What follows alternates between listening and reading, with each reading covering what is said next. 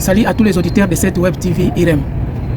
Merci pour la confiance que vous faites sur cette chaîne. Salut à toi Serge Iloki, Mouchkila, Paris-Dakar, Kwenda Futuka, Gino Libanga na yo yangoyo. Le monde c'est comme le corps humain, depuis les pieds jusqu'à la tête. Chaque partie du corps a son rôle à jouer. Tous nous sommes venus répondre à l'invitation dans ce monde, selon les créateurs. Mais chacun dans ce monde a son rôle à jouer. Il y a d'autres qui sont des maçons pour construire, les menuisiers pour fabriquer les fauteuils. Nous avons les comptables, les informaticiens, chacun a son rôle. Il y a les businessmen, chacun a son rôle. Regarde les joueurs, ils font une photo de famille. Mais une fois sur le terrain, chacun occupe sa poste. Chacun a son numéro derrière son maillot. Chacun va occuper son poste, à défendre son poste. Sur le terrain, vous n'avez qu'un seul ballon à discuter tout le monde. La tête a eu le privilège de diriger le corps entier. Mais il ne dit pas qu'il dépasse toutes les parties du corps humain, non. Si une partie ou un doigt quitte dans le corps humain, là, la personne devient incomplet. On l'appelle maintenant handicap. Et puis aussi, ne peut pas diriger la tête. Tu vas être jaloux pour rien. Dans l'esprit que lui, il réussit. Il réussit dans la facilité. Mais tu ne sais pas que lui aussi, il souffre pour avoir ce qu'il a. Tu ne sais pas quels sont les sacrifices que cette personne donne pour pouvoir arriver à gagner. Tu penses que la vie est facile. On ne gagne pas dans la facilité. Il y a toujours la sueur. Seulement une différence de la sueur. Il y en a ceux-là qui transpirent plus, qui transpirent tous les corps. Prenons l'exemple des gens qui transportent les bagages, les colis dans les marchés. Ils transpirent tous les corps, les gens qui font les pousse-pousse. Mais il y a des gens aussi qui ne transpirent pas, mais qui font travailler leur espoir, leur esprit. La sueur de leur savoir. Ils gagnent la vie avec la sueur de leur savoir. Chacun de nous a son schéma de business. Mais tous, nous sommes sur le même terrain. C'est comme un joueur qui refuse de courir sur le terrain pour ne pas être essoufflé. Regarde bien là où tu peux s'exprimer par rapport à ton business. Le cadre dans le bureau attend la fin du mois. Mais les businessmen, c'est le taux du jour. Beaucoup ont mis une pause dans leur vie parce qu'ils attendent l'argent du loyer, parce que, comme leurs parents ont laissé l'héritage, ils comptent que sur l'héritage. Et c'est ici qui est né ce qu'on appelle l'intimambimbi, la méchanceté, la jalousie. Ça c'est la base, la fondation de la jalousie, la haine, la sorcellerie même, à cause de l'héritage. Jalousie parmi eux. Parmi eux, il y aura toujours quelqu'un qui va chercher à dépasser les autres. C'est comme ça. Il y en a toujours un qui a l'esprit de gourmandise. Dans toutes les familles, c'est comme ça. Le monde a de la nourriture vraiment suffisante pour tout le monde. À cause de la gourmandise des gens, qui fait que d'autres personnes puissent manquer. Si on dit que tout le monde puisse avoir sa part d'une manière légale, exacte, tout ce qu'on a dans ce monde pourrait suffire à tout et chacun de nous de se servir. Mais c'est les gourmandises des gens, la méchanceté. Il veut gagner plus. C'est ce qui fait que les autres puissent souffrir. Il y a des vieillards qui se donnent la peine de vendre quand même des petites choses devant la maison. Parfois des charbons, elles vendent de l'huile devant la porte, dans l'espoir de toucher quand même l'argent, quelle que soit l'avancée de son âge. Mais il y a beaucoup de jeunes aujourd'hui qui ne veulent rien faire, qui ont croisé leurs bras dans l'espoir de compter sur les biens de la famille, sur l'héritage. Il y en a ceux-là qui s'entretuent à cause de l'héritage. Ils sont là à se tirailler. Ils ne veulent rien faire. Ils comptent toujours. Le vieux là, l'âge est avancé, bientôt il va mourir. Il y a d'autres qui font les calculs. Si les papas meurent, les vieux s'ils meurent, moi je vais récupérer les 2 appartements. Alors l'autre appartement, je vais laisser aux filles. Ils font se débrouiller avec. La personne est encore vivante. Toi, tu fais les calculs sur l'héritage. Mawa. Tu n'es pas handicapé. Tu es bien portant. Tu fais les calculs sur l'héritage de la famille. Mon frère, n'oublie pas qu'il y a les tantes aussi. Il y a les oncles aussi. Les membres de la famille aussi. Leurs yeux sont ouverts sur cet héritage que toi tu comptes. C'est là où il y a les tiraillements. Il y a des gens qui vont consulter pour éliminer les autres à cause de l'héritage. Beaucoup de jeunes ont demandé de l'abandon. Là où le match n'est pas encore à la fin. Sur le terrain, chaque joueur cherche toujours à toucher la balle et faire l'exploit pour être acclamé. Chercher à faire quelque chose, une activité ou un petit travail. C'est très important, mon frère. Tu ne sais pas ce qui peut arriver demain. Tu comptes sur l'héritage, mais tu ne sais pas ce qui arrive demain. Tu ne sais pas combien de gens, leurs yeux sont fixés sur cet héritage. Toi, tu penses que tu es le seul, tu n'es pas le seul. Attention, mon frère. Gagner la vie, c'est par catégorie. C'est comme la boxe. Dans la boxe, il y a parfois les poids lourds, les poids légers, poids plumes, poids coq. Beaucoup préfèrent les poids plumes. Ceux qui n'ont pas de diplôme, c'est là qui transportent les légumes. Lorsque la voiture arrive à côté du marché, pour les faire entrer dans le marché, les mamans qui vendent les légumes ont besoin de transporteurs. Les gens qui doivent transporter les légumes pour déposer devant leur table. Et ces gens gagnent leur vie comme ça. Ça, c'est des poids légers, les poids plumes. Mais le soir, lorsqu'il descend, il a un sachet. Et sa femme aussi se réjouit. Mon mari est venu. Il mange bien. Il nourrit aussi sa famille. La vie, c'est comme ça. Celui qui prépare les poulets avec l'argent des transporteurs où il fait les pousse-pousse. Sa femme prépare les poulets. Et c'est lui qui prépare les poulets avec l'argent parce que son mari, c'est un cadre dans une banque. Quel est le poulet qui va bien sentir? Je pense que là, on comprend que l'argent n'a pas d'odeur. Parce que les deux marmites auront toujours l'odeur, une bonne odeur de poulet. Je vis dans une cour où les femmes, des cadres, leurs maris portent des cravates avant de sortir. Ils travaillent dans des bureaux. Mais la porte qui était à l'angle habitait un couple où son mari était pousse-pousseur dans une boucherie. Lui, c'est lui qui transportait les animaux, les viandes où on vendait dans la boucherie. Lui, il était un pousse-pousseur. Mais chaque jour, lorsqu'il descend, il a des tics. Il a toujours les morceaux de viande qu'il amène à sa femme. Parfois, les tics du dedans, de la viande. Il amène la chair. Il amène la viande chaque jour. Et chaque jour, sa femme préparait avec une bonne odeur. Et j'ai vu les femmes de cadres que leur mari portait la cravate, les costumes chaque jour. Mais ils envoyaient les assiettes.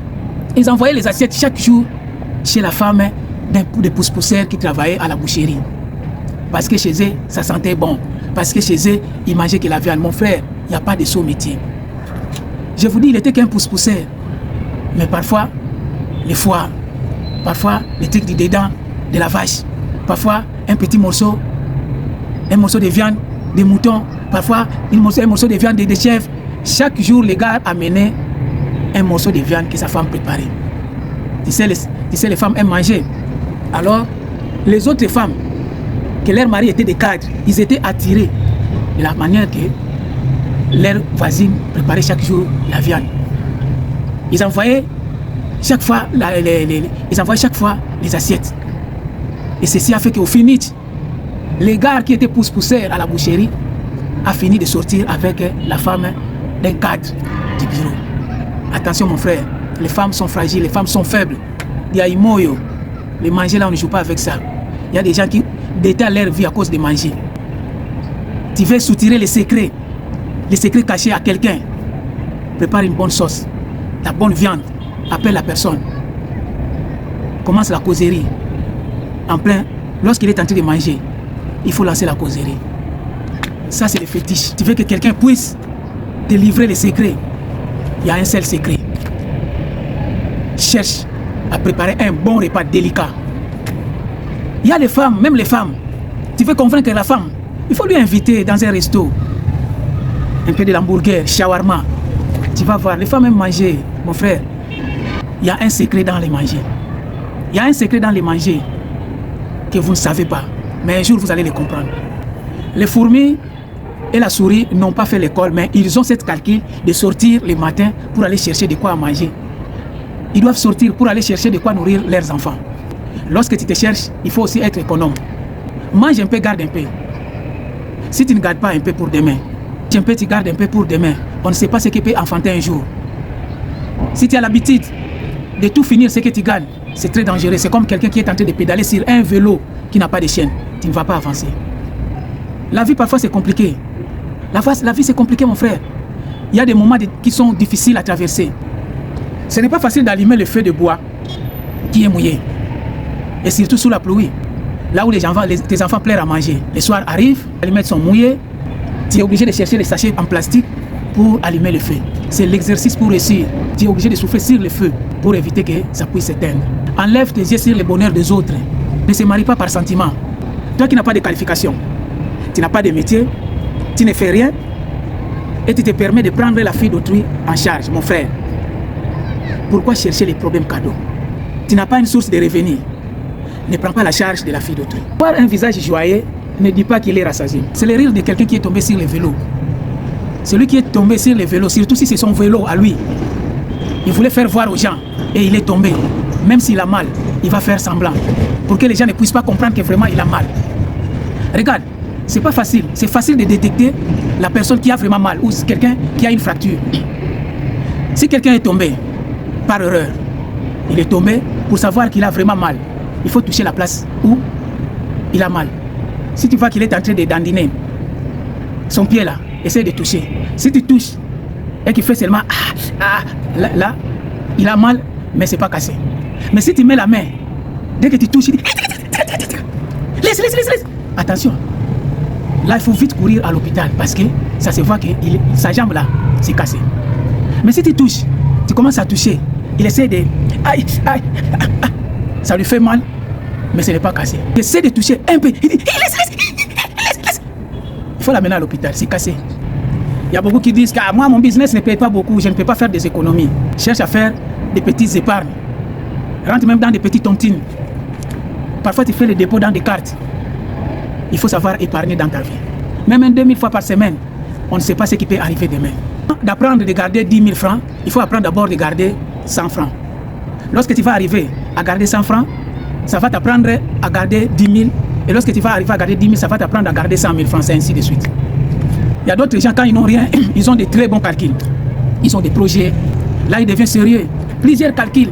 Les causeries de la galère. Mon frère, tu sais que si tu fais la provision de maïs pour faire la bouillie chaque matin, ça va te donner la santé. Hein? Ça, c'est le projet de la galère. Dans la galère, tu fais des projets, comment tu veux devenir riche. Comment tu peux devenir un grand commerçant avec un seul sac jusqu'à avoir tout un dépôt. Toujours dans les projets sans action. Les amis, des fois, ses amis, ils font les projets dans la galère. Hein? Ah, mon cher, tu sais que tu peux acheter un mouton, tu le nourris. Et puis, à la fête de Tabaski, tu les vends, tu achètes encore des moutons, ainsi de suite. Tu auras jusqu'à ce que tu deviennes un fournisseur, au point que tu deviennes un grossiste et tu auras beaucoup de moutons. Ça, c'est la galère. Mais les jours où il aura l'occasion de toucher 100 000 francs, tout est perdu. Essaye quand même de lui rappeler, mais mon frère, tu avais un projet. Ah, tu veux jouer avec moi? Est-ce que tu me vois? J'ai l'apparence. J'ai l'apparence de lever les moutons. Tu me prends comment? Je suis un berger, j'ai l'apparence de berger, moi. Mais il avait ses projets lorsqu'il galérait. Tout ça parce qu'il a l'argent. Il a oublié les projets qu'il avait. Tu sais, les gens qui ne savent pas la souffrance de l'argent, ceux qui ne savent pas comment souffrir pour avoir l'argent, ils bouffent l'argent mal. Hein. J'ai vu un voleur qui a volé l'argent d'autrui et lorsqu'il mangeait, j'ai eu peur, j'ai eu la chair de coq. Le gars se permet de faire une omelette avec un plateau de œufs, 30 œufs. Avec ces plateaux, il a fait une omelette. Je te dis, regarde le volume de l'omelette. Le volume, je te dis, je lui ai regardé, je me suis dit vraiment, les gens qui ne savent pas la souffrance, les gens qui ne savent pas la souffrance de l'argent, ils jouent avec l'argent. Et si les propriétaires de l'argent voyaient comment cette personne bouffait son argent, il allait lui attraper sur les coups. Regarde l'omelette, ça dépasse McDonald's. Il y a des parents, quand il n'a rien, il fait le projet de la fête en famille. Toi, qu'est-ce que tu vas manger? Bon, c'est la grande fête, hein. À bientôt la fête de l'an. À bientôt le Noël. Qu'est-ce que toi tu vas manger? Les enfants sont là à prendre note. Papa, moi c'est le poulet. Papa, moi c'est la chèvre. Sa femme dit, moi c'est les cheveux naturels. Je vais les cheveux. Il faut écrire. La fin du mois arrive, on les paye pour la fête. Le vieux disparaît. Le vieux réapparaît 2 semaines après la fête. Il se retrouve 2 semaines après la fête. Avec des explications. Ah, j'ai été kidnappé. Le monde là, c'est pas bon. Ces gens-là, en tout cas, si j'attrapais un, tout ça c'est faux. Hein? Il est parti finir l'argent dans l'ambiance. Tu gagnes ton salaire avant d'aller faire l'ambiance, avant d'aller voir tes amis. Passe d'abord à la maison. Passe devant l'épargne. Il faut garder un peu. Va chez madame, donne l'argent, le loyer, donne ce qui est pour la famille. Après, tu peux aller voir tes amis. C'est trop dangereux de sortir avec l'argent que tu gagnes ton salaire dans un milieu où il y a l'ambiance. Surtout s'il y a des filles, c'est très dangereux. Les femmes, ils ont un pouvoir extraordinaire. Tu vas dépenser là où tu ne croyais pas avoir dépensé. C'était le conseil du jour avec Max Luemba. Ginolas, Serge Iloki, Yayo Yangowana. Merci et à la prochaine.